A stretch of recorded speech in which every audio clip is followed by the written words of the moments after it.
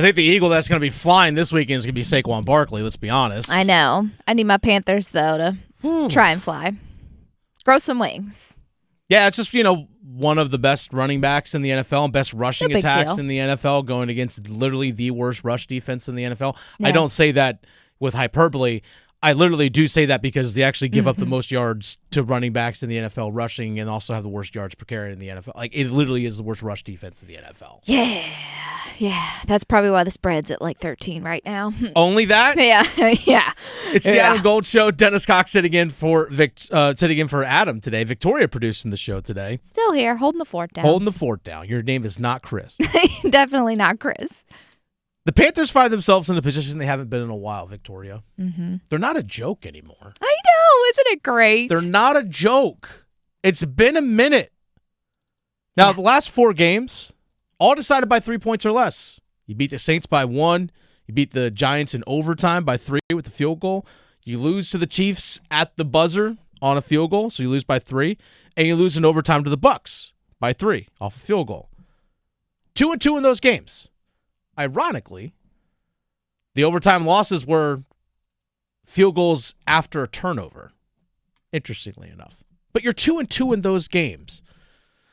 I was in the locker room post-game after the loss to the Buccaneers this past Sunday, talking to players, including Adam Thielen, and talked about the confidence that this team is building right now. But this is a young team that still needs to learn how to win. We're not out here to just have,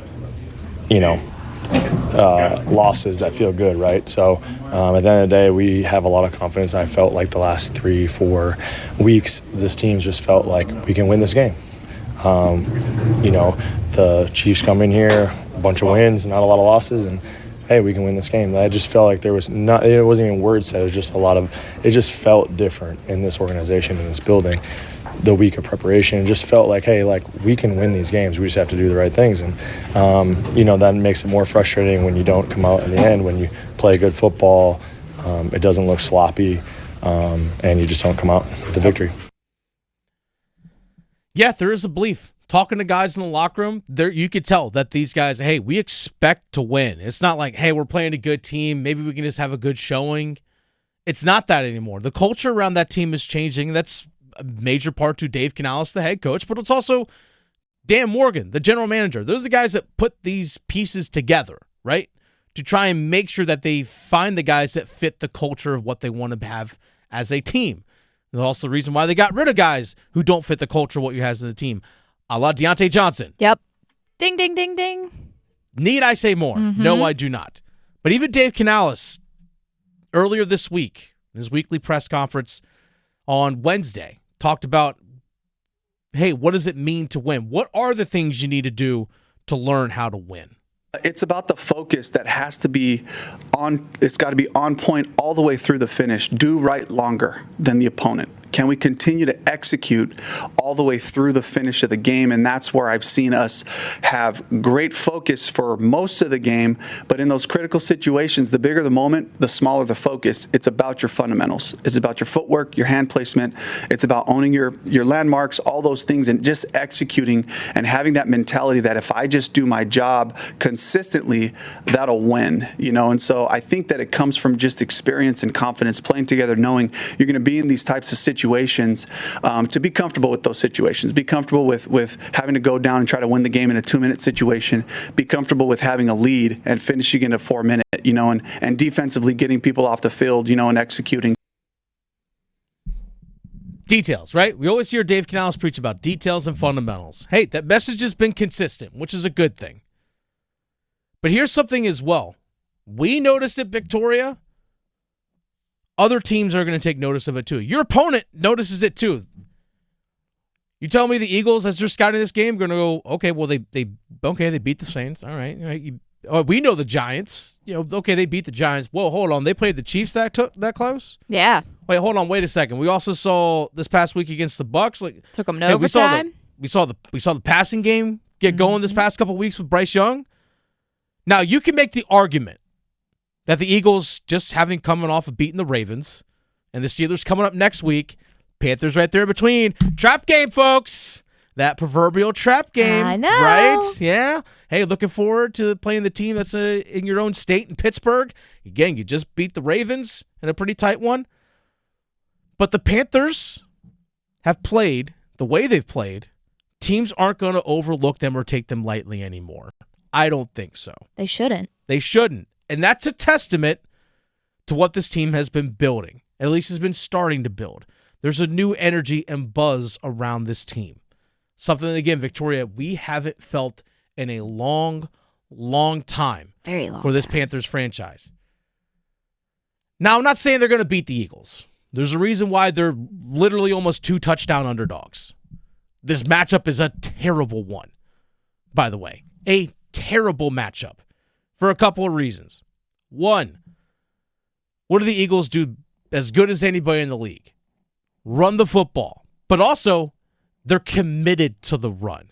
This has actually been kind of a criticism I've had at least the last couple of weeks of Dave Canales, is that you talk about being a run-first team and being based off the run, but yet it doesn't feel like you've been trying to establish it enough early in games. Now, I fully understand. And this has happened multiple times within the season, too. Exactly. But look at the last couple weeks.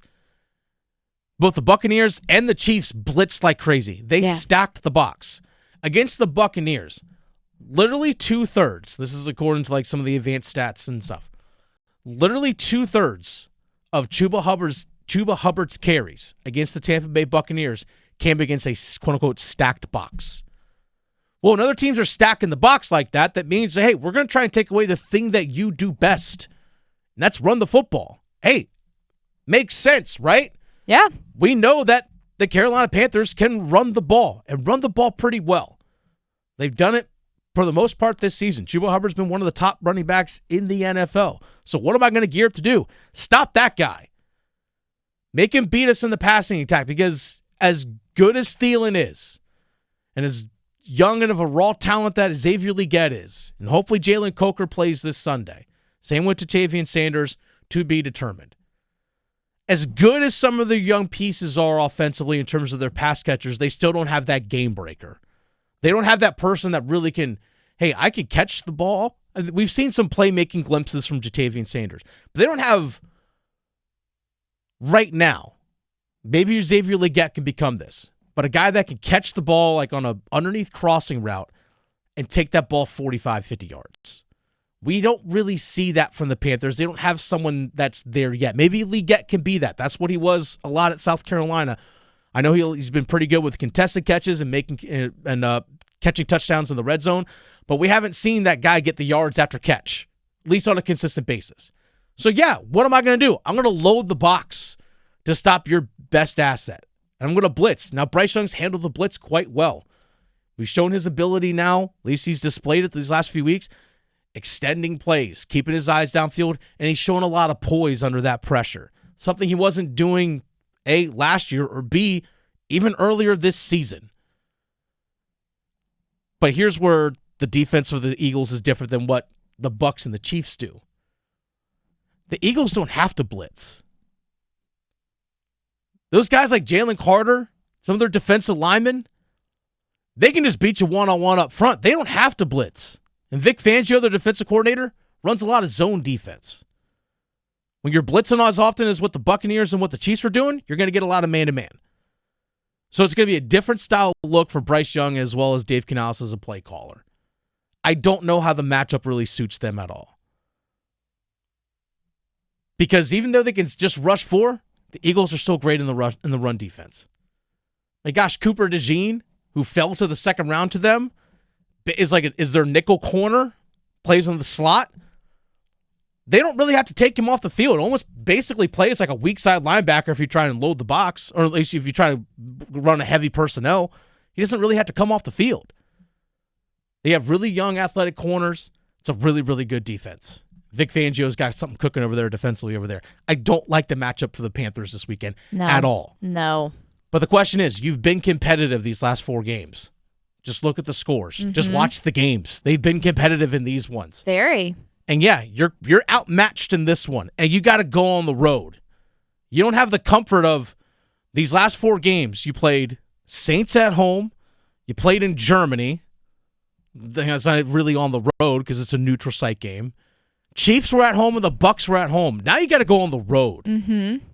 All right, Bryce Young, how are you going to handle a silent count?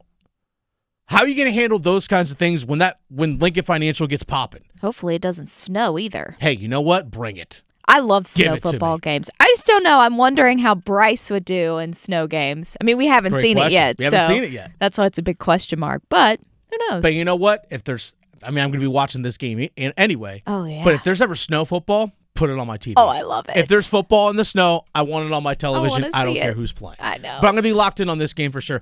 I hate the matchup. How does Bryce Young, how does Dave Canales handle this environment on the road now when there's an expectation for you to be competitive? Yeah. Because in the past, it was just kind of like, let's just maybe, like, hey, they were kind of okay. Like, now it's like, no. We expect you to be competitive. Maybe we don't expect you to win, but we expect you to be competitive. Right. And the one little thing that might help is that, like you said, it could be a trap game because this is sandwiched in between bigger games for them. They got the Steelers after this, so You would think, but I think the Panthers have earned the respect. Oh, yeah, Of, for hey, sure. you know what? You can't mess around because you will find out. But Barkley is still trying to get that MVP, so that They're gonna concerns me. Feed him the rock Oh, all man. night All long. day. All day.